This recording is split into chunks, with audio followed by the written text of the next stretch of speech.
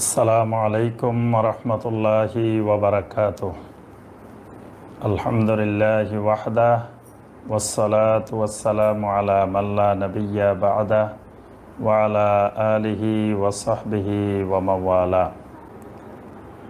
আচ্ছা, এরপরে একজন ভাই জানতে চেয়েছেন মানি সেভিংসের ব্যাপারে ইসলাম কি বলে। আপনি টাকা পয়সা যদি আপনার খরচ হওয়ার পরে উদ্বৃত্ত থাকে তা আপনি জমা করতে পারেন। আর জমা করলেই তো আপনার জাকাত আসবে। জমায় যদি না থাকে আপনার, তাহলে জাকাত আসবে কিভাবে? তো ইসলাম তো জাকাতের বিধান দিয়েছে। তাহলে ইসলাম যেহেতু জাকাতের বিধান দিয়েছে, ইসলাম টাকা পয়সা জমা রাখার বিধানও ইসলামে আছে। এই জন্য টাকা পয়সা জমা রাখেন, কোনো অসুবিধা নেই। টাকা পয়সা জমা থাকলে এর মধ্যে ওয়াফি আমওয়ালিহিম হাক্কুল লিসাইলি ওয়াল মাহরুম, সেখানে আপনার ভিক্ষুকদের, অভাবীদের একটা অংশ এখানে রয়েছে।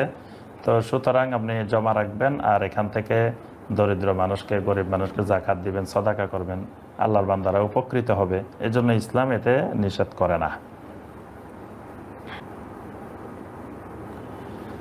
জিপি ফান্ডের হিসাবের জাকাত দিতে হবে।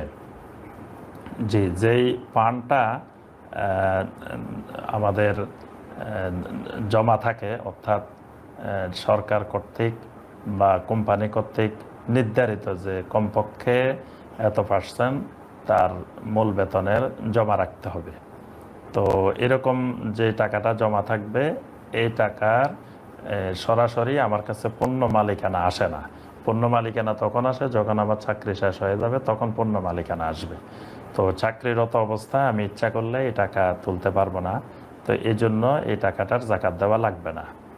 তবে যদি ওই নির্ধারিত টাকার উপরে আমি আরও 5%, আরও 10% স্বেচ্ছায় আমি জমা রাখি, তাহলে ওই টাকার জাকাত আমাকে দেওয়া লাগবে। আচ্ছা, গর্ভবতী নারীর নামাজ পড়তে অসুবিধার বিধান কি?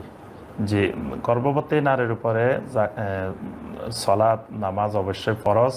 নামাজ বাদ দেওয়ার কোনো সুযোগ নেই। তবে তিনি যেভাবে পারেন, অর্থাৎ তার জন্য যেভাবে সুবিধা হয়, তিনি যেভাবে রুকু করতে পারেন সেভাবে রুকু করবেন, যেভাবে সাজদা করতে পারবেন সেভাবে সাজদা করবেন। অর্থাৎ যতটুকু করা যাবে তিনি ততটুকু করবেন।